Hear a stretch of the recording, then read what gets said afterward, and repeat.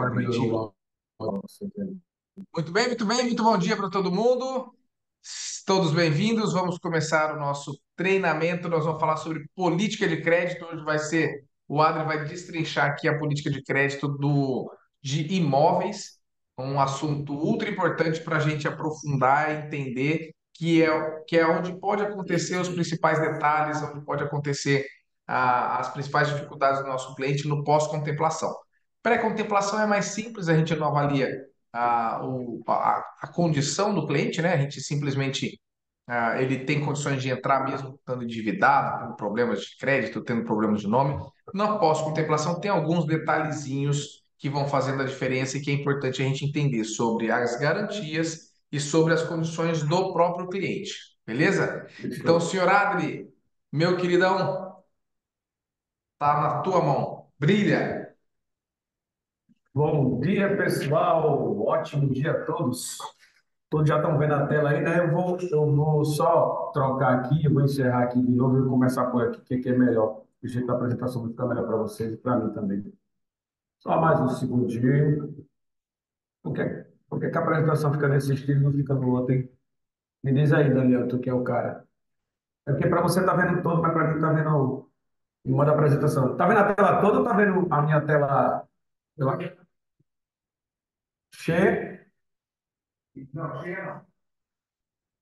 Sabe me dizer aqui uma dica de como é que eu vou. Aparecendo o PowerPoint completo. Pronto. Tá.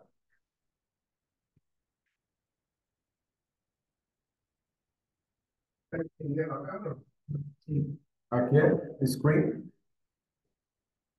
Ok? Não. Na hora que você faz o Windows P, Mas aqui tá ok? faz aí. Não, na hora que você faz assim, aparece aqui no lado. Igualzinho tá Não, vendo. mas beleza. Aí aqui ele tem que aparecer a apresentação de cheia. Ele tá fazendo tudo. Tá em Aí modo. agora aparece aqui, ó. Tá assim para vocês? Vou ver se é.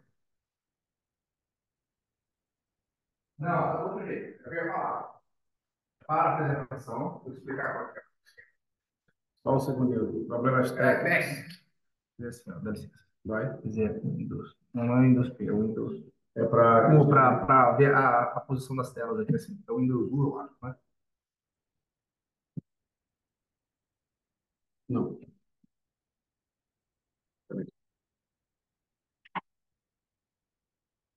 Caramba, Windows. Não é o Windows P, porque o Windows P é apresentação. É o Windows. Deus. Ele não, cara. Bom, apresenta do jeito que está mandando DRD aí, assim. Ou então tira da tela dali, o pessoal dá uma olhada, primeiro documento online, desconecta ele lá e ele apresenta assim, ele vai jogar Vambora. uma bala que foi. E bora embora. A gente vai ficar aqui num detalhe que não é tão relevante.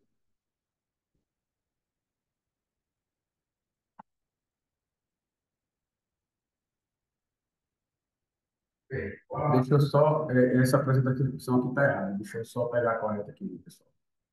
Essa apresentação que está aqui na tela está errada. Só um minutinho. É essa aqui.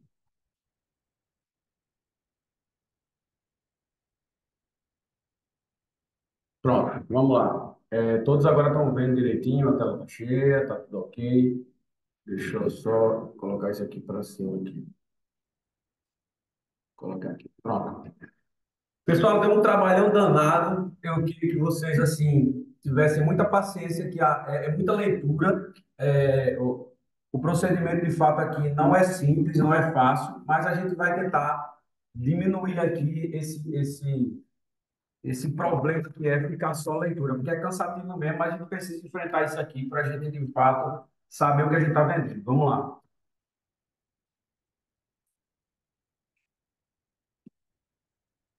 Passando. Agora. Aqui não vai dar muito bom. Tem como ocultar isso aqui? Tem, Daniel, tu sabe? Ocultar isso aqui, O quê? ou jogar isso no canto, tá atrapalhando. Vamos ver aqui. Vamos, Aqui para mim está perfeito, fala. vamos lá, vamos lá. Vamos lá, vamos lá, vamos lá. Vou parar mais não, senão daqui a pouco a gente fica atrapalhando mais ainda. Qual o objetivo, pessoal, da política de crédito da Demicon, né? É regrar e tornar viável a liberação de crédito, né? Estabelecendo os critérios para análise, minimizando tanto o risco para a operadora como para o grupo do consorciado, tá? Esse é o intuito da política de crédito. E o que é que a gente vai ver aqui como risco, né, para a liberação? O que é que, de fato, ela está preocupada, né? Uma análise criteriosa de dados relativos à operação de cadastro consorciado, traz possibilidade de inadimplência. Então, se ela não olha a política de crédito de forma criteriosa, ela está gerando risco de inadimplência daquela pessoa não ser uma boa pagadora, né? Ou até mesmo perda de garantia, e aí ela vai precisar executar aquela garantia no futuro e aquela garantia não serve, né? E pode gerar prejuízo tanto para o consorciado daquele grupo como para a administradora. Então, o que é que ela faz? Quais as medidas para mitigação disso, né? Validação constante desses modelos, procedimentos internos que eles usam para cada vez mais rigorosos e dinâmicos, né, para eles fazer essas análises de crédito mais rápido possível e com mais veracidade possível, e elaboração de regras, né, e divulgação dessas regras para a gente executa elas no dia a dia. Tá?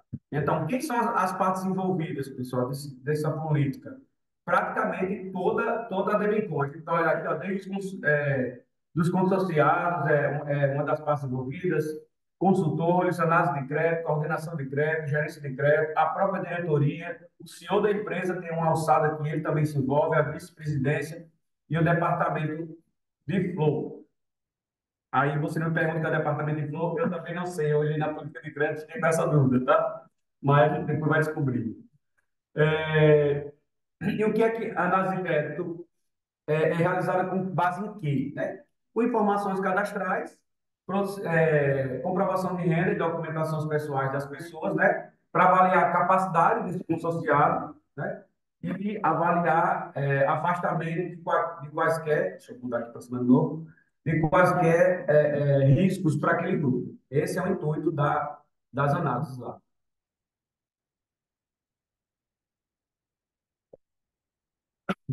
E agora a gente vai ver um pouquinho do método que é usado, tá?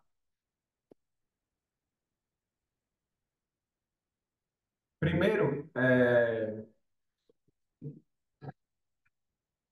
comprometimento de renda. Uma das coisas que eles olham é comprometimento de renda baseado na lei, no artigo 7, inciso 3º da circular 3432 do Bacen, e também pelo artigo 7, a viabilidade econômica do grupo de consórcio, através do artigo 16 da lei do consórcio 11.695 de 2008. O consorciado tem que comprovar o quê? Capacidade de continuar adimplente nas parcelas, né? E aí tem uma atenção, lá vem um efeito toma uma hora aqui para nós. E o quê? As parcelas do consorciado não poderão é, comprometer mais que 30% da sua renda comprovada.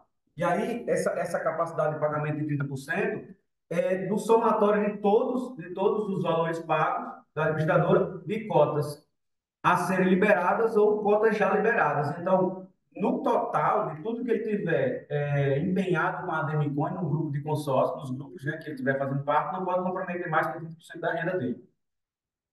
As empresas deverão obrigatoriamente ter mais de um ano de atividade. Esse aqui é um parênteses apenas para empresas, né? Para comprovação de capacidade de pagamento. Vou ter que ficar mexendo isso aqui, porque isso aqui não está no lugar onde eu gostaria que estivesse. Então, verificação do saldo devedor das cotas. Como é que é feito? No momento da liberação de crédito, o valor do imóvel ofertado como garantia deve ser igual ou superior ao valor saldo devedor das cotas a serem alienadas. Então, o que acontece? Essa garantia ela tem que cobrir, de fato, o risco que a administradora está correndo. Então, isso aí faz parte do processo de análise também. Por isso que, às vezes, a gente quer fazer alguma coisa e é negado, porque naquele risco, a administradora não se sente confortável em liberar aquele crédito. Para os consociados que originalmente fazem adesão à cota, considera o valor sugerido para a garantia da avaliação cheia. E para transferências é só a avaliação forçada do imóvel, né, do laudo. O que é que isso também diversifica a nossa análise aqui? É que quando originalmente uma cota é feita, a Ademicon assume parte do risco. Por exemplo, quando a gente está fazendo uma análise lá, que a gente está liberando um crédito de 200 mil e o saldo devedor é 240, né? 248, né? Que é 24 mil a cada 100.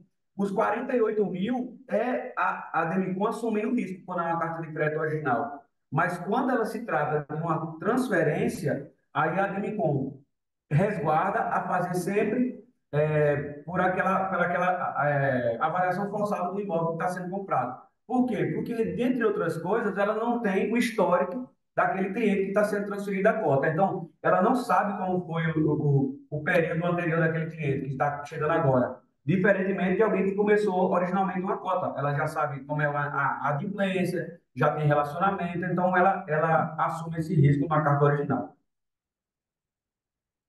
Garantias complementares, como é que funciona? No caso de saldo devedor, superior ao valor da avaliação do imóvel, poderá solicitar uma garantia complementar de avaliação desse imóvel. Isso já de antemão, a gente sabe, né, que acontece muito. Quando o bem que está deixando em garantia não cobre o saldo devedor, se pede garantia complementar. Ou se o cliente está comprando um imóvel que é maior, ou um veículo que é valor maior, é, quer comprar um bem maior do que aquele que ele está deixando garantia, ele precisa complementar essa garantia.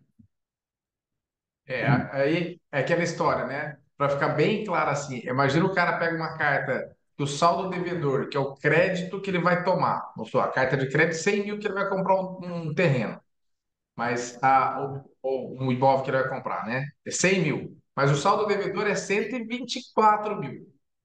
Só que ele vai comprar um imóvel de 100. Pô, a Debicol fala assim, tá, nossa, só que eu tô assumindo uma dívida de 124 mil, então você vai ter que me dar alguma coisa como uma garantia complementar para que, caso aconteça alguma coisa, vai cobrir os 124 mil, não só os 100. Exato. Daniel, lá na frente a gente vai ver nas políticas de liberação desse crédito que, dependendo realmente do risco de cada operação, é exigido ou não essa garantia complementar. Tá? Essa garantia complementar, em nome do próprio consorciado ou em nome de terceiro, ela pode ser em nome de terceiro, tá, pessoal? Em algumas situações, a Demicon aceita essa garantia complementar, não necessariamente consorciado, né? Que comparecerá no contrato de alienação fiduciária. Na verdade, esse terceiro, se ele for incluído como garantia, ele passa a ser solidário também no débito, tá? Então, por isso que talvez nem, não é tão prático fazer isso, porque nem todo mundo quer se vincular a um débito que não é dele, né? Para deixar uma garantia complementar dele. Mas, às vezes, a gente consegue de um pai, de um parente, e essa pessoa vai ficar solidária lá também na alienação fiduciária, tá? E aí vai seguir as documentações exigidas lá no checklist. E a garantia complementar, ela está livre de ônus. Ela deve estar livre de ônus. Não é possível garantia complementar de imóvel alienado em outras cotas, né? Isso aí já é mais do que óbvio, né? Mas na política lá fica mais claro ainda. E não pode colocar uma garantia onde já é garantia em outra situação. E esse imóvel tem que estar livre de ônus. Mesmo sendo só uma garantia complementar, ele não pode ter nenhuma restrição, senão ele não é aceito. Condições para ser fiador. A gente vê muitas situações aqui, né, principalmente na parte de serviços, onde pede fiador, existem regras para ser fiador, né? Comprovar renda, né, de acordo com o checklist vigente, isso é um dos critérios. Não pode possuir nenhuma restrição em órgãos de proteção de crédito, né? Possuir o imóvel em seu nome, né? Aquele fiador precisa ter um imóvel em seu nome, porque em caso de algum risco de execução, aquele fiador passa a garantir a operação, né? E assim funciona o fiador. E para a pessoa jurídica, ele vai comparecer como fiador e deve ter autorização expressa do contrato social. Então, ele não pode ser fiador uma pessoa jurídica porque ele quer ser fiador. Lá no contrato dele tem que dizer que ele pode correr esse risco, senão judicialmente pode correr algum risco temerário lá na hora de execução desse futuro imóvel, se for preciso, tá? E, de novo, não cabe figura de fiador no processo de assunção de dívida. Isso aqui é um destaque que está lá na política de crédito e a gente tem que ficar ligado nesses cenários aí de assunção, não pode existir um fiador, tá? Restrições de órgãos de proteção de crédito, né? Como é que funciona aqui? O Comitê de Liberação de Crédito avalia a restrição junto ao órgão de proteção de crédito em nome das partes. E as restrições em nome do consorciado, quando superarem R$ 10.000, não serão aprovadas, sendo necessário baixa e continuidade dessa liberação. A gente escuta muito isso aqui, né? Até R$ 10.000, a política de crédito lá libera, e de fato está escrito isso para a gente lá na política de crédito, tá? Até R$ 10.000, não. E acima de R$ 10.000, aí já de fato já não são mais nem aprovados e vão para outras análises complementares. As restrições em nome do vendedor também é avaliado, tá, pessoal? A gente tem casos aqui, o Daniel sabe disso, já teve um caso, de se o vendedor do imóvel tiver uma restrição, também dá errado também essa compra com pagamento com uma cota de consórcio, tá? Quando superarem R$ 20.000, serão acompanhadas por certidões complementares. Se exceder 20 mil, vai pedir novas documentações complementares para avaliar se ainda há risco ou se tem condição de fazer a liberação. Se o valor for muito excessivo, poderá ser negado. Caberá ao comitê de liberação para essa análise. E uma outra coisa que eu não sabia e fiquei olhando é que normalmente a gente escutou em algum momento de treinamento que a avaliação não olha score, né? A avaliação de consórcio. Mas ela não olha score antes da liberação. No dia que ela vai fazer uma liberação de crédito, efetivamente, de análise, ela olha score sim, tá? E ela prevê isso já no regulamento, que ela vai olhar a escola.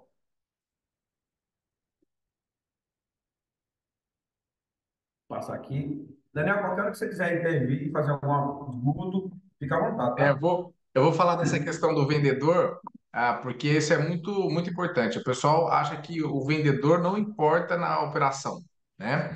Então, eu estou com um caso bem sério, com um cliente grande, inclusive, e o que que acontece? O vendedor tem um processo, e é um processo perto da garantia, das garantias que o vendedor tem é muito pequeno, porém, em termos de valores absoluto, é grande. Tem um processo lá de R$ 900.000. Porém, a garantia, ele tem quase 100 milhões de garantia.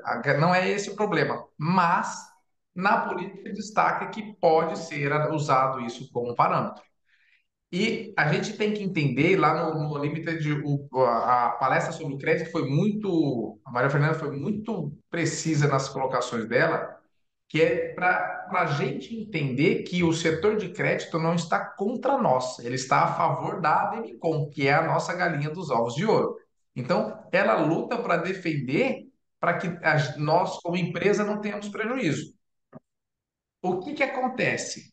Ela olha para essas situações como, tá, nós vamos autorizar esse vendedor que está com problema na justiça a transferir um bem para um cliente nosso, e se depois essa justiça vir querer tomar o bem desse nosso cliente, nós é que vamos tomar prejuízo, entende? Então, aí eles vão contemporizando. E aí, o que que acontece? Eles são flexíveis nas argumentações, então a gente pode ir buscando argumentações. E aí eles podem abrir mão desse ponto, né? Como o do score, que está ali. Olha que bacana. Tem avaliação. Não é que não tem avaliação, tem avaliação. Eles podem abrir mão de acordo com a situação, mas eles podem não abrir mão. Tá claro na política. Verdade. Então, por exemplo, nesse caso, esse cliente ele é um vendedor terreno, ele é incorporador. O que que ele fala? Olha, eu tô aqui, ó, tem cliente meu que comprou financiado pelo Banco do Brasil, o Banco do Brasil entregou. O Itaú entregou e isso não foi problema. A Caixa entregou e não foi problema. Então, nós estamos juntando essa documentação e mandando para a Demicon falando assim, olha, Demicon, os outros bancos, as outras instituições, inclusive algumas de consórcio, estão liberando para esse mesmo cliente, porque ele tem muitos terrenos vendendo. Vamos reavaliar? E aí a gente vai discutindo. Se vai aprovar ou não, o crédito vai definir. Mas pode, tá? Mas pode sim ser controlado isso daí sim. E quando que a gente vai saber disso? Na hora que acontece um detalhe desse. Porque o mercado não faz, mas está na política que pode ser feito, dependendo do analista, se ele for um pouco mais criterioso, ele vai barrar e falar assim: opa, eu quero mais explicações, quero mais informações, e aí a gente vai atrás disso daí. Perfeito, Adam. Massa, Só legal. para complementar aqui rapidinho. É importante nesse caso a gente, quando estiver vendendo, vender de forma mais saudável possível. Essa questão de parcela 50%, né, a gente não fala isso para o cliente. Não está ouvindo o nosso som, vê se está fechado. Está ouvindo, não? Não, está fechado. Para mim tá. Ah, certo. Está escutando? Está vendo, Daniel? Está todo mundo escutando, Daniel. Tá beleza? Não, Daniel. Tá ok. Então, essa questão da gente vender de forma saudável é uma das coisas principais dentro do nosso mercado. Lógico que quando a gente vai vender, a gente não vai ficar falando de coisas negativas, de restrição, disso e daquilo. Por quê? Só para vocês entenderem. No início, a gente não é devedor. Por isso que quando a gente vai vender uma cota, não se faz essa análise, a gente é credor.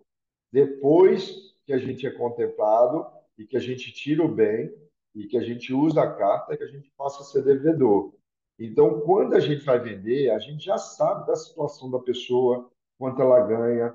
É importante falar para ela que ela tem que estar tudo ok, porque não é mais fácil do que um banco, tá? É mais ou menos a mesma linha de raciocínio do banco.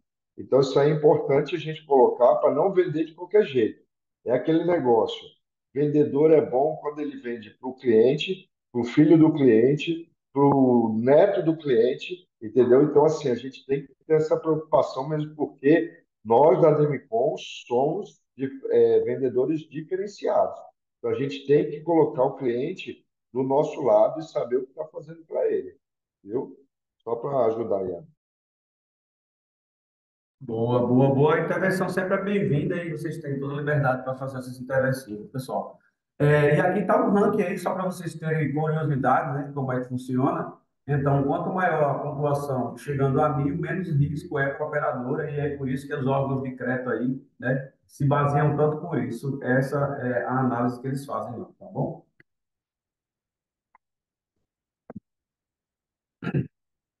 E as alçadas? Como é que funcionam as alçadas para aprovação desses créditos, pessoal? Alçadas de liberação até 15 milhões de reais. Tem um nível de saldo devedor. Se for até 700 mil, liberação direta pela gerência de crédito.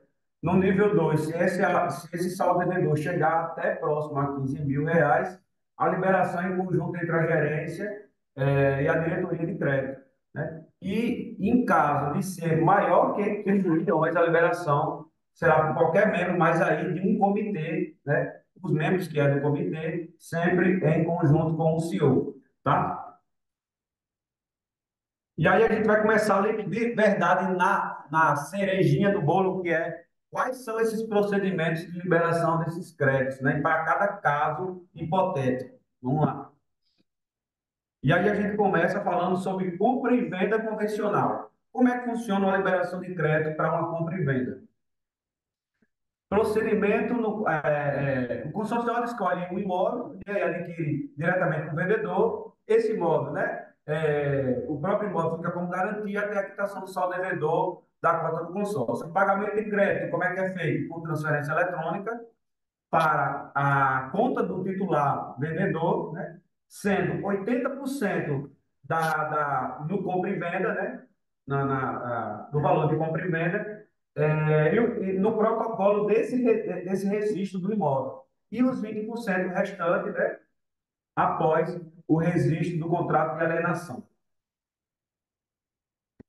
Já escutou isso muitas vezes aqui. Deixa eu só detalhar isso aí para o pessoal, porque esse é um detalhe de venda nosso muito bom, Adri. Volta. Esse ponto aí, tá? Porque estava dando eco os dois microfones abertos, por isso que eu estava dando. Pode que eu vejo. O que que acontece, time? Para quem está vendendo o imóvel, o interesse dele é receber o dinheiro o mais rápido possível. Todo mundo está vendendo o imóvel, ele quer ter acesso ao crédito mais rápido. Só que o processo de alienação e de registro do imóvel, pagamento de TBI, tudo, ele normalmente demora uns 35, com a gente demora, se estiver tudo ok, vai demorar uns 35, 45 dias para isso acontecer. Então, o que que o mercado faz? O mercado normalmente faz, na hora do registro, do protocolo da venda, ele paga 20% para o vendedor e vai pagar os 80% lá no final do processo. Os 20% seria para garantir, vão tá aqui, ó, tá garantida a operação, vai finalizar. A Demicon faz o contrário. Ela fala assim, no registro do protocolo, ela já paga 80% para o vendedor. Fala assim, meu querido, você já está com quase todo o dinheiro na tua mão. Fica tranquilo que daqui a pouco, na hora que finalizar o recolhimento dos impostos, finalizar a transferência, a gente paga os 20%. Então, para quem trabalha com muito parceiro corretor de imóveis, para quem trabalha esse pessoal que está comprando e vendendo imóveis, isso é um argumento bacana. Falar assim, olha, quando você for vender o seu imóvel, quando você for comprar, você vai ter uma facilidade, porque a gente paga a maior parte logo no registro do protocolo da transferência. E a menor parte fica lá para o final. Isso é muito bacana destacar, Adri. Boa.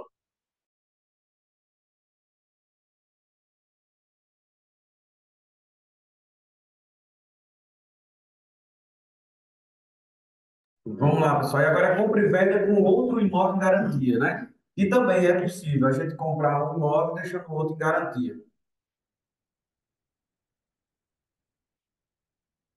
Então, o que é que acontece aqui nessa situação, né?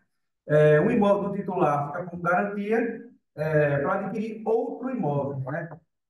Isso também, de novo, com a anuência da administradora, né? Não existe alienação do imóvel que está sendo adquirido. Nesse caso aqui eu adquiro um imóvel, mas estou deixando um outro imóvel em garantia. E lá na frente vocês vão ver que esse procedimento é exatamente o procedimento de compra de imóvel no exterior. Vai estar na próxima tela explicando isso e eu explico com mais detalhes, né? Então, na apresentação da matrícula, né, em até 30 dias em contrato de compra e venda, o imóvel adquirido deve ser compatível com o valor do crédito liberado. Vamos deixar um pouquinho melhor disso aqui. Para de fato você deixar um outro imóvel em garantia, esse outro imóvel tem que estar compatível com aquele que você está comprando. Porque senão a Demicon perderia, de fato, de novo, a equiparação da garantia que ela está liberando, né? Então, o imóvel tem que ser compatível de garantia com aquele que está sendo comprado, né? E o pagamento do crédito vai seguir os mesmos modos anteriores. Deixa eu só puxar isso aqui para ler até o final. Os mesmos modos, né, com transferência eletrônica para o titular vendedor, direto para o vendedor, né, sendo 80% de novo do valor no ato do protocolo do registro de imóveis e 20% depois de concluir, né, a alienação fiduciária. Vamos passar aqui que vai continuar essa tela aqui falando sobre o mesmo produto. Manda um clique aqui, ok. E o pagamento desse crédito, de novo, né, por transferência, de 80%, com o protocolo de 20% após a alienação fiduciária. Eu acho que eu repeti aqui, pessoal. Mas esse protocolo é aplicado para imóveis no exterior, como eu estava falando. Além de toda a documentação prevista nesse mesmo checklist, ainda deve ser apresentado outro documento, que é um contrato de compra e venda firmado pelo vendedor estrangeiro, traduzido por tradutor juramentado. Isso é um requisito para comprar imóvel no exterior. É uma das diversificações que amarram, de fato, essa compra de imóvel no exterior. Não é só fazer a documentação do Brasil. Precisa fazer um contrato de compra e venda com esse vendedor estrangeiro que tem que ser por um tradutor juramentado para ficar juridicamente correto, tá bom?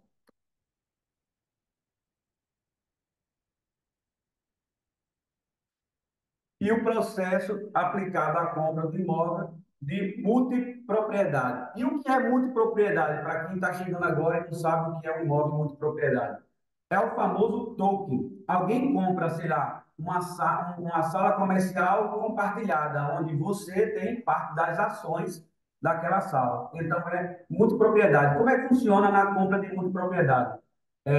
Nesse caso, fica alienado outro imóvel de titularidade do consociado. Por quê? Porque imagina, se tem 10 pessoas que é dona daquele imóvel, como é que a Demicon executa aquela possível retomada daquele bem? Então, nesse caso de multipropriedade, quem fica em garantia é um imóvel de um terceiro, que do consorciado particular, embora ele está usando para comprar um imóvel de multipropriedade aqui em crédito, tá bom? Não aceitamos como garantia o próprio imóvel multipropriedade. Isso é só a redundância do texto que eu deixei aqui grifado. Para aprovação, a documentação segue o checklist da Demicon, um contrato de compra e venda do imóvel de multipropriedade e matrícula atualizada, que só vale 30 dias. Por que sempre coloca matrícula atualizada 30 dias, pessoal? É que toda vez que a gente tira o inteiro anterior, que é esse termo de matrícula, esse documento tem validade de 30 dias. Então, ele tem que estar na validade de 30 dias todas as vezes que ele vai subir no crédito lá na hora da análise. E aí, em alguns momentos, esse documento vence e a gente tem que retirá-lo novamente. Vamos lá, novo aqui. Esse agora é compra e venda de um outro imóvel. Em bem em garantia quando o imóvel é de terceiro. Vamos lá para essa análise aqui agora. Pode adquirir, né, o consorciado pode adquirir imóvel e ofertar garantia de terceiro para a quitação do saldo devedor das cotas, desde que com a anuência do administrador. Isso é um fato, é um requisito. Todas as vezes que a gente fala assim, ó, dá para botar imóvel terceiro, não dá para botar imóvel terceiro, é muito subjetivo, pessoal. O texto sempre fala que é possível, desde que a administradora entenda que aquele imóvel não gera risco para ela. Então, de fato, existe um precedente de aceitar imóvel terceiro, mas isso não é como regra, porque quem vai avaliar cada caso é a administradora, tá? Em todos esses casos, tanto o consorciado como o terceiro vão figurar como titulares devedores. E isso é um outro pré-requisito de aceitar um imóvel de terceiro, né? E o pagamento do crédito segue o mesmo padrão de transferência eletrônica para o vendedor, né? Recebendo até 80% do valor, né, do contrato de compra e venda, quando apresentado o protocolo do registro, né, e o pagamento de TBI também, quando a gente está falando de transferência, que é um pagamento de TBI, e 20% após o registro ser completamente sanado lá na alienação fiduciária. E o valor do imóvel adquirido deve ser compatível com o valor do crédito liberado, isso aí já é o prático em todas as situações, tá? Compra e venda de imóvel na planta. Como é que funciona a compra e venda de imóvel na planta? É ofertado outro bem da titularidade, de titularidade, garantia ou do terceiro. Por que que isso acontece? Primeiro que o imóvel ainda não existe tecnicamente, aquele imóvel não tem registro às vezes ainda, o imóvel ainda não está com a matrícula individualizada, que é uma das coisas quando você está construindo na planta. Então, nesse momento, se o cliente quiser comprar um imóvel mesmo na planta, ele deixa uma garantia, outro imóvel dele em garantia, enquanto aquele imóvel lá é sanado todas essas pendências, né? E posteriormente, se for da vontade dele, ele pode fazer a troca de alienação, que depois a gente vai mostrar aqui como é que funciona, tá? Então, todos os consorciados e terceiros figuram como titulares devedores, né, dessas cotas, né? Além disso, a documentação prevista no checklist tem que ter um contrato de compra e venda dessa unidade, com matrícula atualizada, constando a incorporação do empreendimento. Então, isso já tem que ter matrícula, né? Pelo menos uma matrícula que consta a incorporação desse lote, dessa casa, desse imóvel que está sendo vendido na planta, ou condomínio, né? Quando é apartamento, né? O pagamento desse crédito vai para transferência eletrônica como direto para o vendedor, né? A titularidade do vendedor, segue o mesmo padrão de 80% do valor e as mesmas condições de 20% após a alienação fiduciária. O valor do imóvel adquirido deve ser compatível, mesma coisa do que a gente viu anteriormente. Construção convencional. Como é que funciona uma construção normal, básica, para o próprio consorciado, né? O consorciado constrói o terreno próprio. Como é que funciona? Alvará de construção válido e cronograma físico da obra, né? O recurso é liberado em etapas, de acordo com o andamento e as medições daquela obra, que tem que ser elaborada pela empresa de engenharia, por um laudo de análise de crédito e sem quantidade pré-definida. O que quer dizer isso? Pode ser 2 etapas, pode ser 3 etapas, pode ser 4 etapas, não está previsto padronizado quantas etapas são, né? Como vai ser essas liberações por essas medições.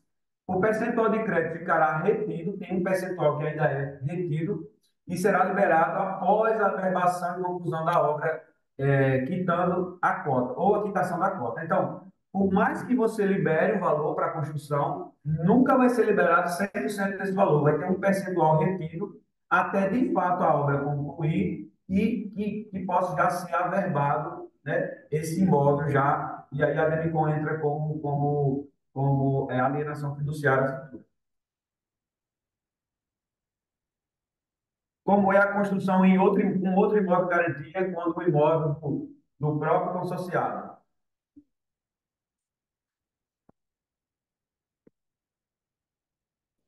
Vamos seguindo aqui, vamos ver quanto tempo já tem. Já tem 37 minutos. Vai dizendo aí, Daniel. Eu acho que vai dar para fazer. O consorciado deixa como garantia um imóvel de sua propriedade e constrói em outro imóvel dele, em outro terreno dele. Como é que funciona nesse caso aqui? A apresentação da matrícula atualizada do imóvel será construído, ele precisa mostrar essa matrícula, e alvará de construção, de novo, seguindo, né, aquele critério de cronograma físico financeiro da obra, né?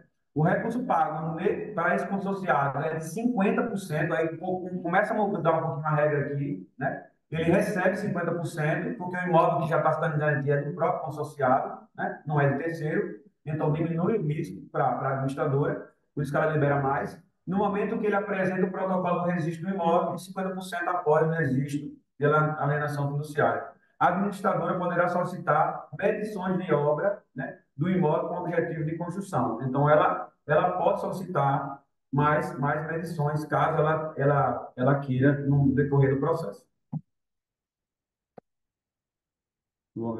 E quando a alienação do imóvel é de terceiro, né? Com a mesma construção, mas a garantia é do imóvel de terceiro. Como é que funciona? Aí não é mais a garantia do próprio construtor lá. Nesse caso, o proprietário do imóvel, sendo sócio, né, sendo PJ ou sócio, os mesmos ou terceiros oferecem seu imóvel em garantia para a construção de um imóvel no consorciado. Como é que funciona? Da mesma forma, sempre deve haver anuência da administradora. Então, de nenhuma forma, quando tem envolvido terceiros, sócios, a administradora tem isso como padrão. Ela vai avaliar os critérios de risco que aquela operação pode ocorrer tanto para ela quanto para o grupo, né, daquele consorciado. É indispensável a apresentação da matrícula do imóvel, de novo, né, a matrícula atualizada, dentro daquele prazo de 30 dias, e alvará de construção válido com cronograma físico de obra. Recurso é pago para o consorciado, 50%, e aí já não é mais para o terceiro, é para o próprio consorciado, né? E no momento da apresentação do protocolo de registro, e mais 50% do contrato de alienação lá no final, né? Todos constam no contrato de alienação, os titulares devedores, né? Quem oferta o bem de garantia e também consta lá como devedor fiduciante, ó, fiduciante, meu Deus, a gente tem que aprender os termos. Vamos lá.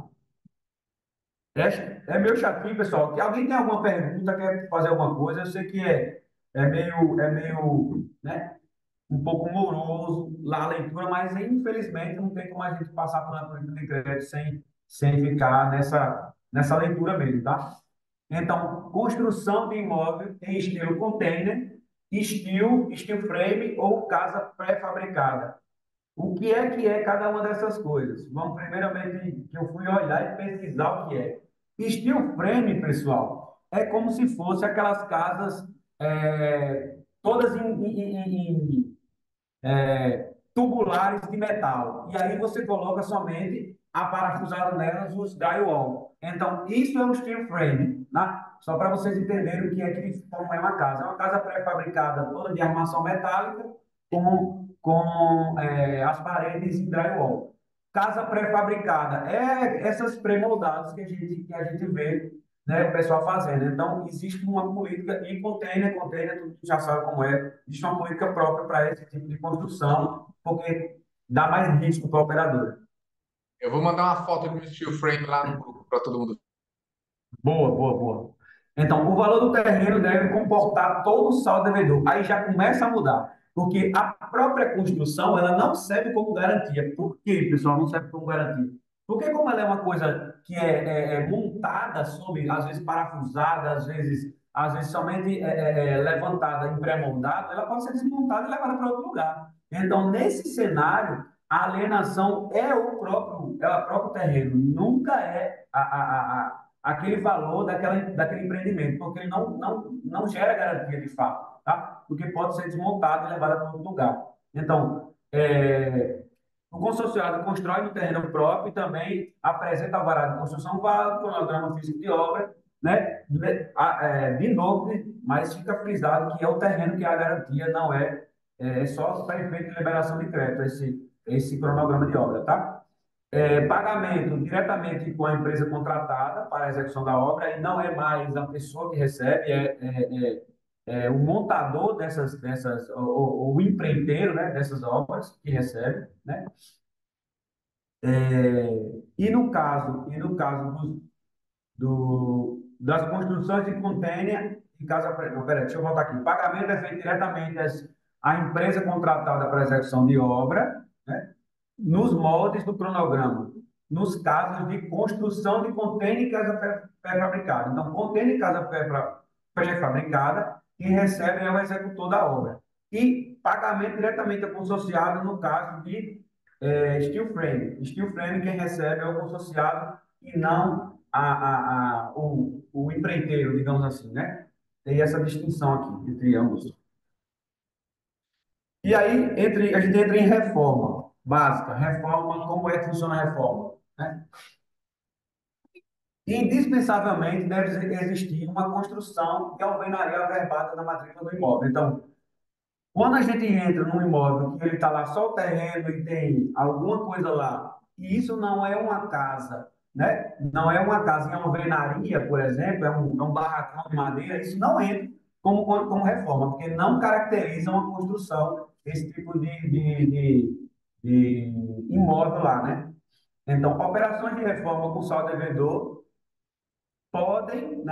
não poderão ultrapassar 50% do valor do imóvel. A gente vê na nossa política de crédito dizendo que a reforma pode ser de 50 até 80, mas isso fica a critério da administradora, tá, pessoal? E até é bom frisar isso aqui agora, porque a gente sempre, quando está ofertando para o cliente, a gente fala que pode ser 80%. Isso é discricionário, pessoal. Lá na política está dizendo que é 50%. Então, tudo que exceder 50% é discricionário da administradora. Se ela achar que aquele risco é mitigado, ela vai liberar 60, 70, mas a gente tem que tomar como base que a liberação é de 50, tá bom? Para a gente não frustrar o cliente na hora que a gente está fazendo a análise de liberação de 80%, tá bom?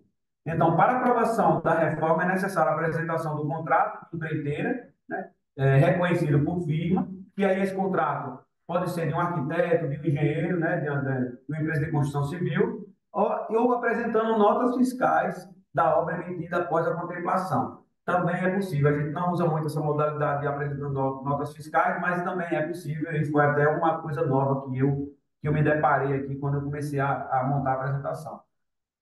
O recurso é pago 50% ao consorciado, né, na apresentação do protocolo desse registro de imóvel e 50% após o registro do contrato de alienação fiduciária, tá? Continuação ainda em reforma. Daniel quer falar alguma coisa, Daniel? Pode seguir? Vamos lá. Processo de reforma. Indispensavelmente deve existir uma construção de novo, em alvenaria averbada no imóvel. Então, isso é critério básico toda vez que está falando. Tá? As operações de reforma do saldo devedor, eu acho que é a mesma tela, né? É a mesma tela, pessoal. Deixa eu passar aqui, que na hora da apresentação eu coloquei a mesma tela aqui equivocadamente, tá? Vamos lá. Depois eu retiro e mando para vocês sem ela. Falta quantos mais?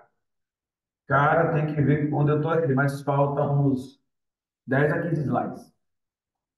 Só para você terminar de perguntar a apresentação, só para não passar muito da volta, Não, eu acho que vai dar certo. Vamos matar logo hoje. Vai dar certo, vai dar certo.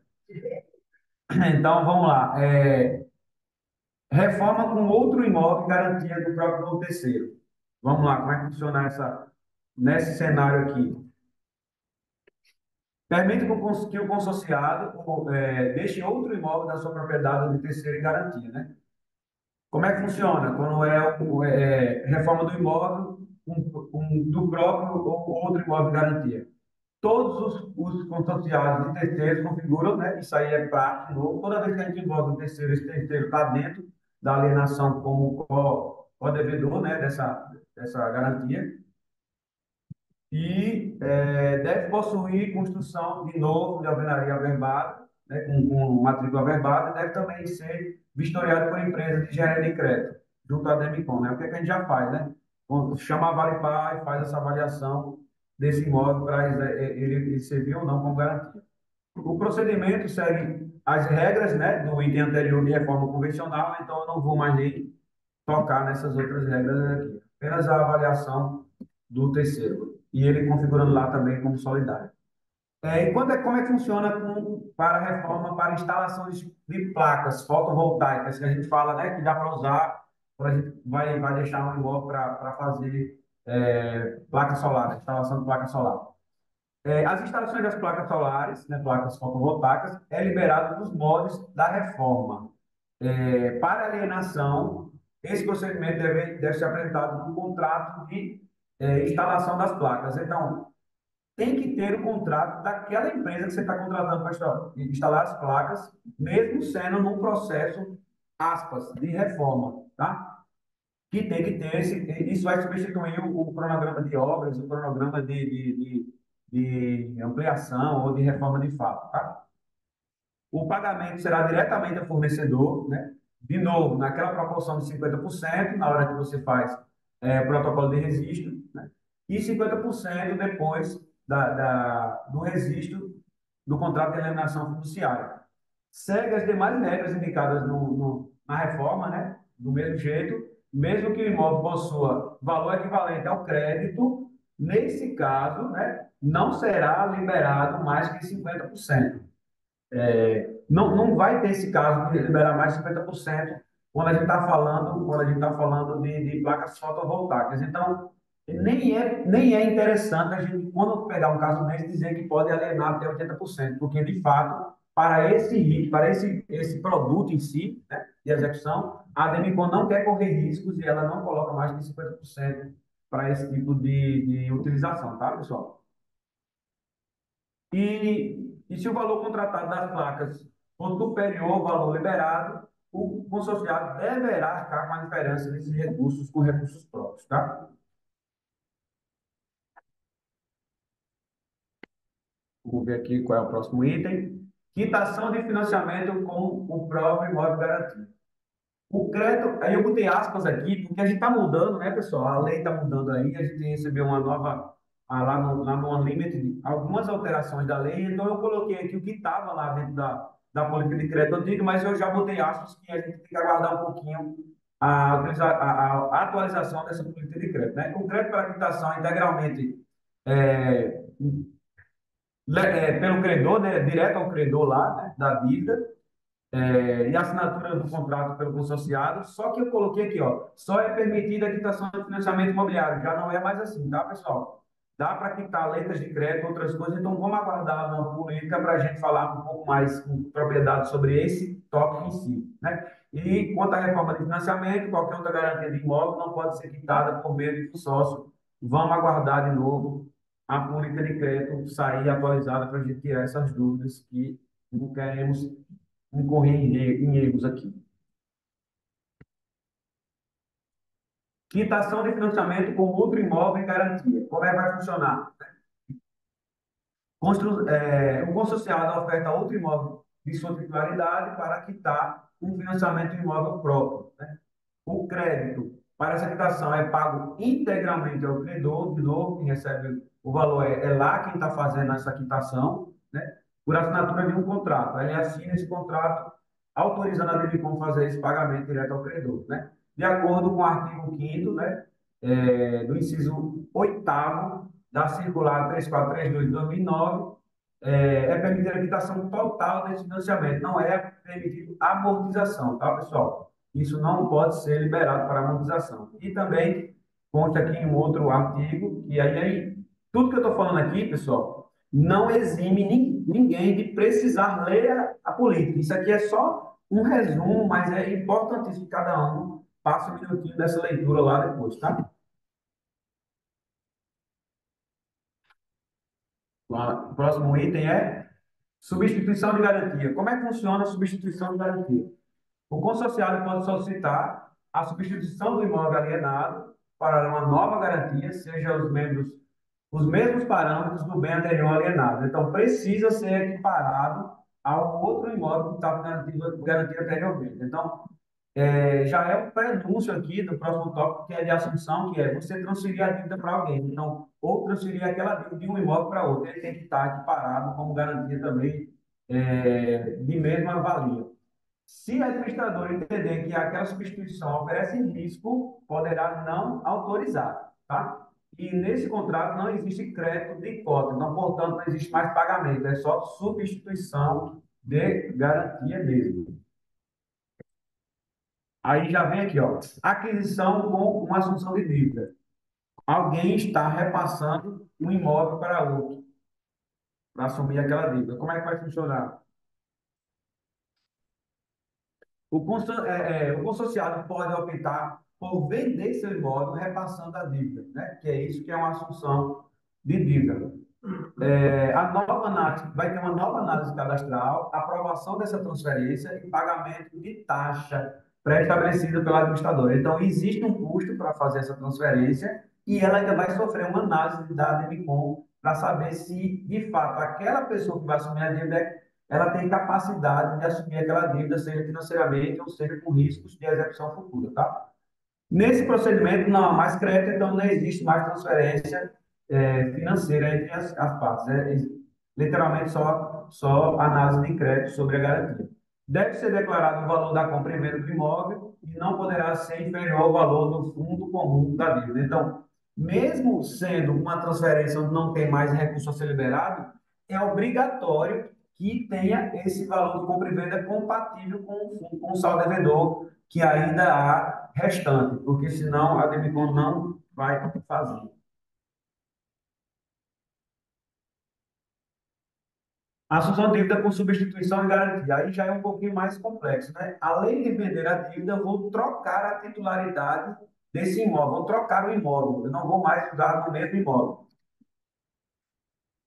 Que é literalmente a assunção que a gente foi apresentado lá, que vai começar a aparecer no nosso aplicativo. É trocar a titularidade dessa dívida, que é essa assunção com outra garantia. Nesse procedimento, o consorciado repassa a dívida para outra pessoa, que assume e substitui a garantia. É necessária a aprovação do cadastro do assuntor, né, dessa pessoa que está assumindo, e a aprovação dessa nova garantia. Então, não dá para fazer sem essa aprovação.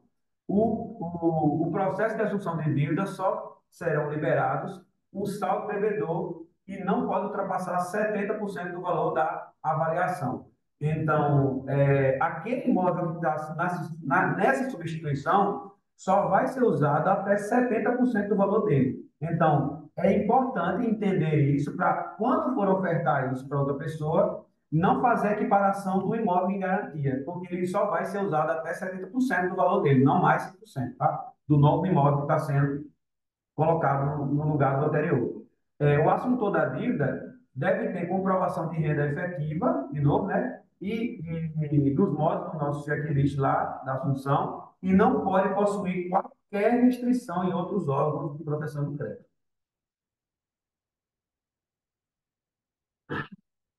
Vai continuando aqui, né? Na mesma análise ainda, mais outros tópicos.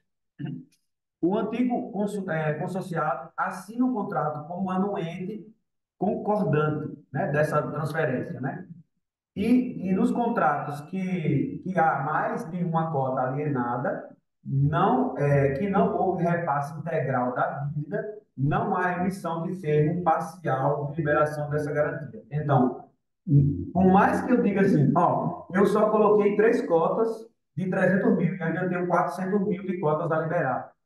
O imóvel que vai ficar em garantia lá é 100%. Não vai ser parcialmente parcialmente, como é que é o termo que eu quero dizer aqui? Não é, a garantia não vai ser parcial em 400 e 300 mil, é sobre 700 mil o valor integral dessa assunção, tá? Então, é por isso que não é tão simples fazer uma assunção, porque quem quer passar parte do valor está deixando um bem inteiro sobre aquela garantia, não parcialmente. O termo para liberação do imóvel privativo só é feito com a quitação integral, né? E não será permitida a assunção de cotas de mais de dois vendedores diferentes do contrato. Então, tem que ser uma única pessoa nessa transferência e não mais de um, tá? Tá chegando ao fim. Contrato vinculado. Como é que funciona o contrato vinculado? Poderá, no mesmo contrato, alienar as cotas contempladas e não contempladas, desde que o imóvel garantia comporte o saldo devedor de todas essas cotas. Isso aí a gente já explicou isso muitas vezes, mas está escrito e determinado isso lá na política. A primeira liberação desse crédito é feita nos modos tradicionais, normal, com contrato de alienação, e as demais liberações são feitas por termo aditivo, né? É sempre um termo de aditivo naquele contrato master que a gente fez desde o início, dizendo que vai ter aquela primeira cota contemplada e as demais que ainda vão chegar.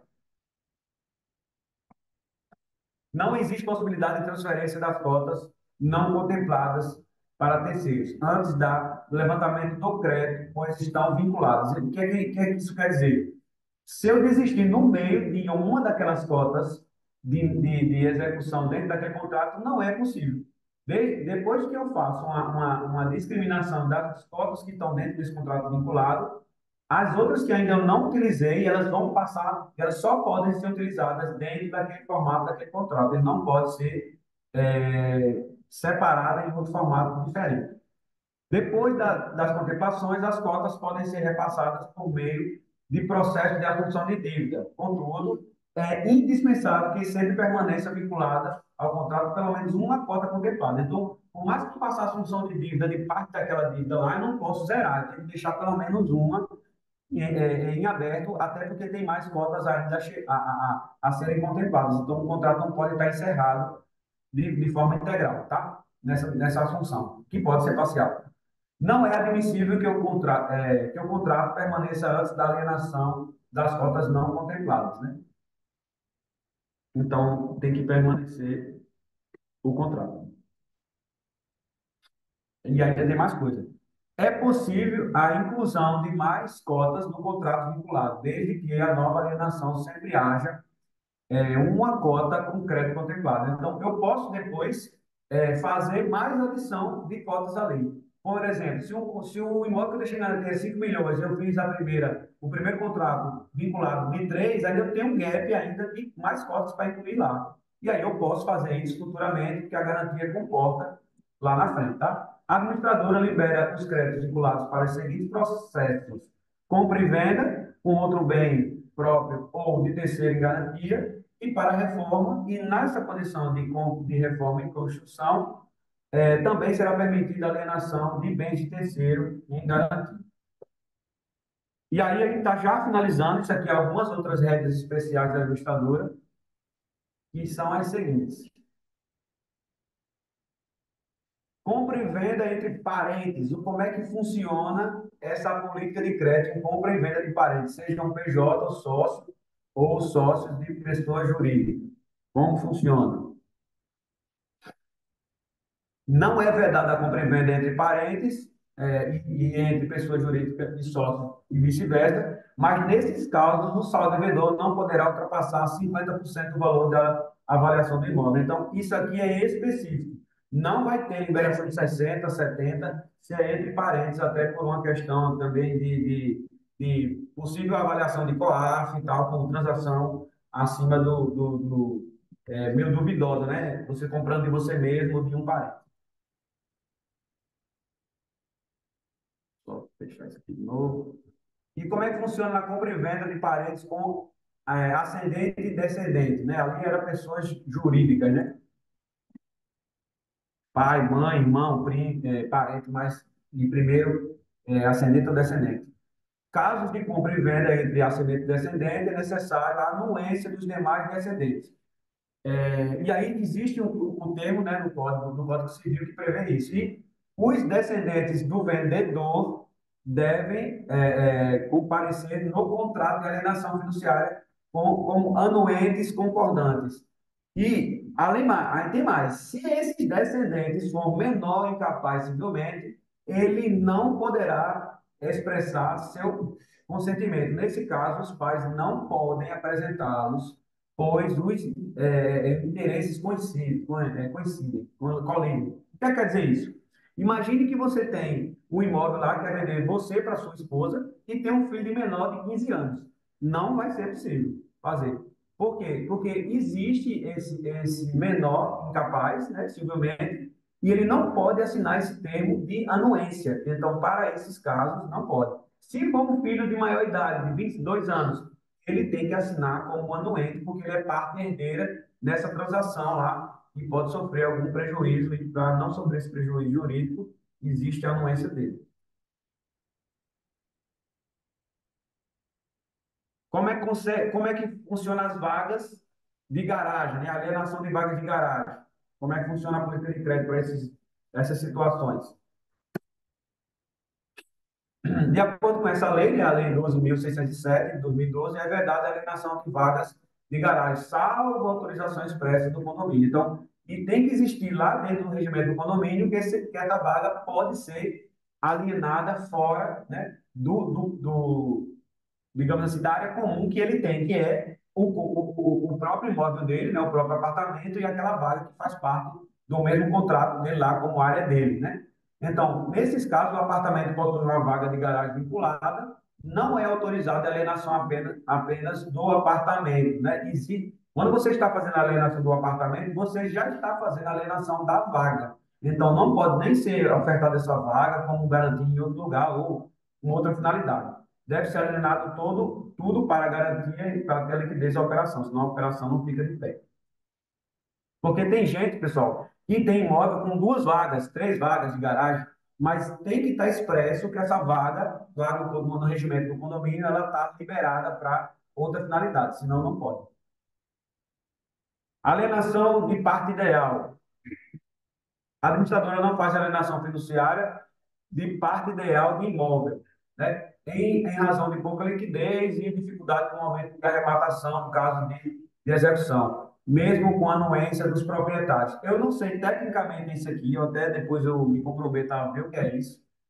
Alienação de parte ideal, não sou especialista, não sei, mas depois a gente tem que localizar isso aí. Tu sabe falar? Pode falar. Exemplo, o cara tem uma área e tem vários herdeiros e ele tem só parte ideal do imóvel. Então, você faz só a alienação da parte ideal que compete a ele. Perfeito, esclarecido aqui para o nosso assessor jurídico aqui, Rafael Piá. Então, imóvel de herdeiro não tem mais, você só tem uma parte do imóvel, não tem o imóvel inteiro. Bacana. Imóvel gravado com cédula de usufruto. O que é que acontece nesses imóveis, né? Não são aceitos como garantia pela administradora, salvo se o detentor e renunciar expressamente à matrícula do imóvel, né? Então, eu tenho usufruto de tal coisa. Então, aquela pessoa que seria o primeiro, né, proprietário tem que abrir mão legalmente desse usufruto para poder ser alienado. Nesses casos é possível sim. E agora, como imóvel, como casa de madeira, o que é que acontece? Não são consideradas como garantias para alienação fiduciária. A alienação será apenas do lote do terreno. Então, mesmo que tenha uma casa de madeira, não conta a casa como garantia, somente o terreno, né? Se estiver averbada na matrícula e constar no laudo de avaliação de garantia, poderá utilizar como reforma. Porém, ainda assim, a garantia é só o terreno. O terreno comporta todo o saldo devedor, certo? E também vai ser avaliado pelo comitê de crédito. Avaliação de crédito em construção ou incorporação averbada. Como é que funciona? Não serão aceitos edifícios em construção ou pendentes de averbação da obra, né? Terreno sem obra iniciada. Também não é possível, pessoal. Não é possível. Nem com ou mesmo que já possua a matrícula individualizada, não faz alienação de edifício. A gente até falou sobre, já falar sobre isso em outros casos lá, em outras apresentações lá que já tivemos com política de crédito. Alienação de edifícios concluídos, hotéis e loteamentos, como funciona?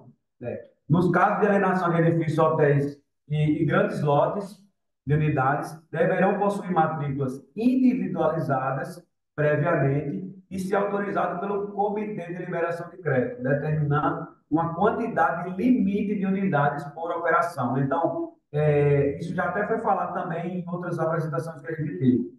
Imagine que você tem um andar, vários andares de laje corporativa, mas não vai fazer uma alienação, liberação de crédito para todos os andares. Talvez um andar, uma laje, eles façam, né? E vai fazer por etapa. Faz por essa laje, quando concluir, quando tudo der ok, libera de novo ou não, sempre pela análise jurídica lá da administradora, se vale a pena ou não. Alienação de grandes imóveis em áreas urbanas. Segue a mesma visão do imóvel rural, não, são garantias com uma liquidez menor, aceitos para operação de consociados que originalmente fazem adesão à cota, também não originais, desde que, além dessas questões de aprovação cadastral, o saldo devedor das cotas não ultrapasse 50% da avaliação forçada daquele imóvel que está ficando em garantia, né? Então, além de ser 50%, não é 50% do imóvel, é da avaliação forçada dessa venda, tá? Cabe ressaltar que o percentual acima não é fixo, podendo o Comitê de Crédito limitar o valor específico a um percentual inferior à garantia. De novo, por mais que diga que é 50%, ele pode chegar um momento e dizer, não, só quero liberar 30 ou 20, é muito risco, eu não quero fazer essa operação. Então, existe ainda discricionariamente essa opção da administradora, tá? Menores sócios em pessoa jurídica. O que é que acontece? Nos casos que não há, que há menor, no contrato social, geralmente solicitamos a alteração da cláusula, né, que exige autorização dos demais sócios na alienação do bem, mesmo que o pai responda pelo menor. Essa alteração é necessária por conta da necessidade de existir um conflito de interesse. Então, tem um ajuste jurídico a ser feito aí nessas situações.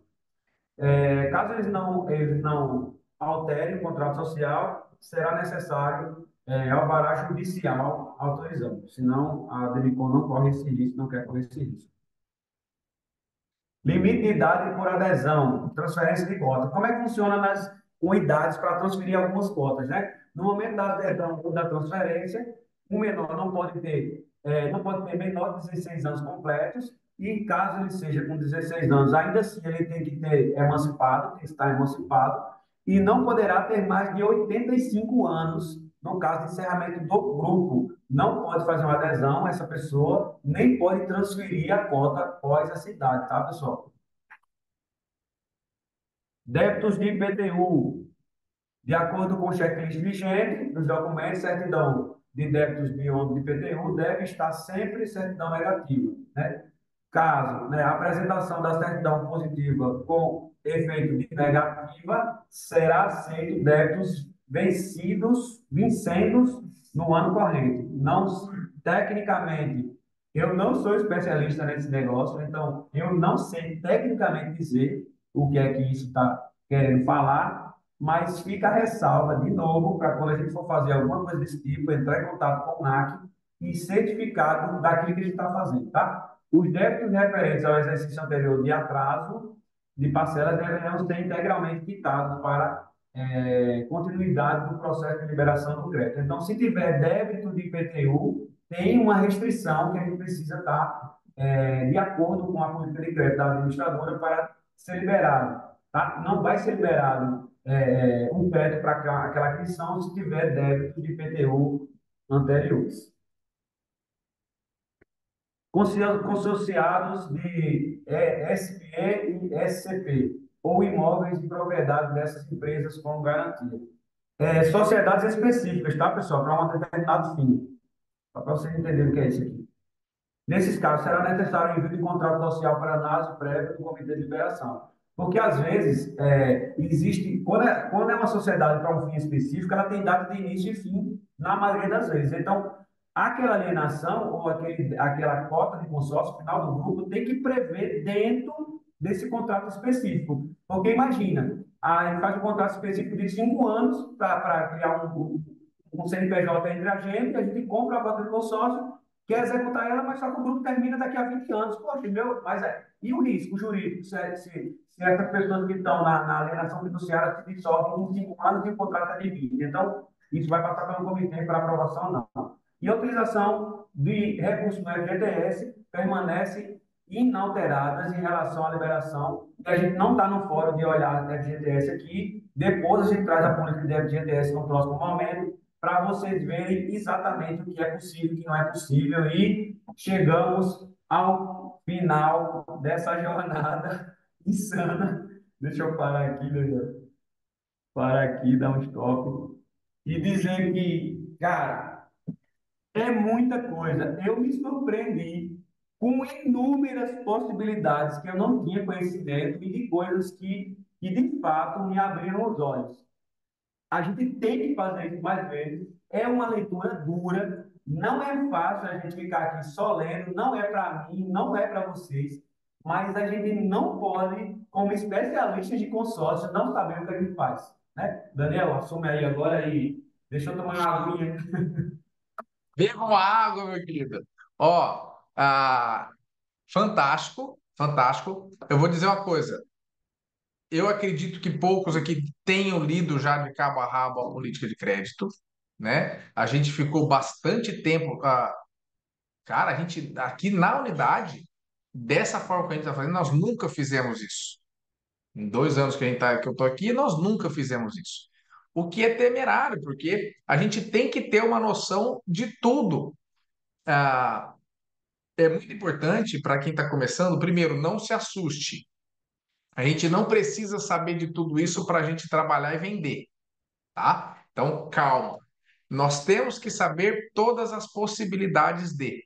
Então, hoje, o Adriano ele fez um apanhado aqui. Eu já mandei lá no grupo a política de crédito completa de imóveis, tá ok?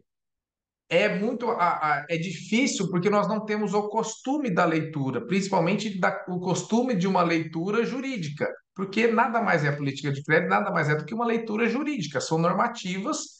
Então, quem é advogado como Antônio já está acostumado, pega o vade-mecum, lê aquele negócio lá, já vai entendendo mais ou menos as comunicações. A gente não tem o costume. Por isso que a prática vai levando a gente a adquirir esse costume e vai deixando as coisas um pouco mais leves. Então, façam esse exercício de pegar e ler a política de crédito completa depois, com todos os detalhes, grife, vem, senta para a gente discutir depois. Porém, foi um apanhado geral muito massa, pegou muitos detalhes que realmente pegam para a gente na hora da negociação, e é importante a gente ter isso em mente.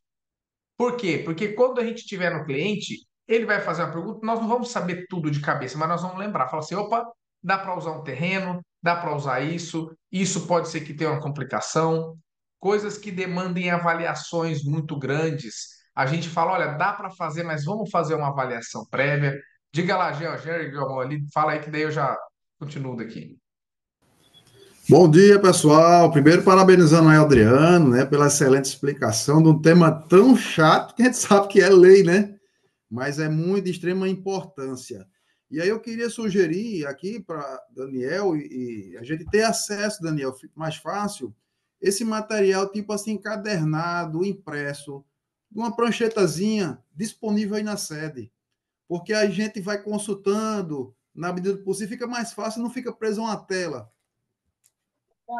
Tranquilo, eu mandei ali, depois a gente pode falar, eu falo para Inês pegar, imprimir e deixar impresso aqui. Eu acredito que a gente até já Vou montar tenha um isso na book pastinha, mas deixar aqui montar em cima da uma mesa aqui para biblioteca, todo mundo pegar. uma Boletim de biblioteca crédito. aqui em cima da mesa com as políticas de crédito, tranquilo, muito bom.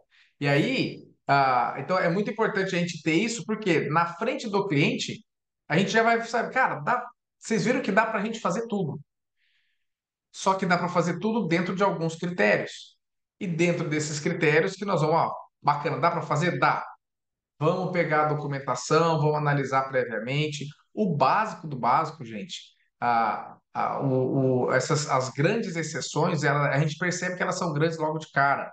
né? Não é uma aquisição de um apartamento, aquisição de um negócio que vai ser uma coisa muito complexa. Não, ele vai ter que ter documentação. Segue a lógica básica de uma aquisição de imóvel ou de veículo. O cara tem que ter a documentação dele correta, o imóvel tem que estar com a documentação correta, e ele tem que ter renda para pagar aquilo ali, e não pode ter o nome muito sujo. Acima de 20 mil vai barrar ali de qualquer, seja vendedor, seja comprador, vai barrar. Por quê? Porque é a garantia que a gente tem que ter. E vamos nesse momento, porque a venda é fácil. A parte que complica é na hora da pós-contemplação, na hora que a gente vai entregar o crédito, que aí é muito detalhe que não depende só da gente. E nesse momento, vamos ter a postura, o comportamento de defender também a nossa administradora, defender a nossa casa. Se o crédito levantou uma suspeita, nós vamos argumentar para defender o cliente ao máximo. Porém, a Demicon sempre vai estar acima, porque é a galinha dos nossos ovos de ouro. E aí a gente leva para o cliente as soluções. Como? Cara, a gente pode reduzir cota, aumentar o valor da cota, nós podemos limpar seu nome, a gente pode, sabe, faz um acordo lá, paga a primeira parcela, limpa o nome. A gente pode fazer um monte de saídas para orientar o cara, mas sempre defendendo e resguardando também a posição da administradora, que quem foi lá no limite viu o tamanho do departamento que é o de crédito. É uma galera gigante lá trabalhando. Então, muito, muito massa. Ah, passando só um pouquinho aqui para a gente alongar uns detalhezinhos. A política de imóveis é a maior mesmo, é complicadíssima. Tá de parabéns, a gente praticamente ia fazer 2 dias, a gente conseguiu fechar em um, a política tá lá. Na semana que vem, já compartilhando aqui a agenda da semana que vem. Na terça-feira, nós teremos reunião do Sharks, tá? Às 8 8h20 começa a reunião do Sharks. Fala lá. Não, é só para, antes de você finalizar aí, eu me despedir do pessoal dizendo assim, ó, pessoal, foi trabalhoso fazer isso. Eu terminei isso hoje. É isso que vocês escutaram. Eu comecei isso ontem de 6h30 da noite, saí da Demicon de meia-noite e 36 da manhã. Eu saí hoje para terminar essa política para mostrar para vocês. Tamanha a complexidade de leitura e de fazer tudo que eu fiz. Então, vejam isso assim como. E aí eu peço até por respeito ao trabalho do amigo, leiam, pessoal. Precisa ler. Precisa ler. Eu dei só as pinceladas aqui, eu vomitei coisas para vocês, mas é só para enfatizar que o trabalho é duro e a maior respaldo do meu trabalho é vocês lerem depois, tá bom? É só isso, Daniel. Agora eu não vou falar mais nada. Top, top, top. Ó, então na terça-feira que vem, que a gente continuaria com a política, vai ter Sharks. Então a gente dá preferência ali para acompanhar os masters da Demicon. Na quinta-feira a gente entra com a gente antecipa então o Adriano faria uma segunda parte, mas a gente fez tudo hoje. Então na quinta-feira que vem, dia 19, o Gutão vai falar sobre a política de veículos, tá? Política de crédito de veículos. Na outra terça-feira, a Adri fala sobre política de crédito de serviços. E aí, lá na frente, Shark de novo, e depois eu entro com leilões e no agro lá na frente, para a gente fechar esse ciclo que é tão importante dessas reuniões de terça e quinta, falando das políticas de crédito. Eu vou subir isso aqui lá no canal do YouTube. Quem quiser revisitar, revisite, é importante. Eu vou ver se eu subo lá na plataforma da Palladio também, que fica uma sequência ali de políticas de crédito. Vai ser bem legal ter isso salvado lá também. Fechou? Dúvidas, venham conversar com a gente. Foi muito, muito bom, muito, muito bom. Ade, parabéns pela entrega, pelo esforço, pela dedicação. Você é fera demais da conta. E vamos nessa, time. A Luane, se puder ficar aí, o Alisson, se puder ficar aí, a Gisele, se puder ficar aí, fique para a gente trocar uma ideia. O resto do pessoal tá liberado para boletar. Vamos para cima, gente.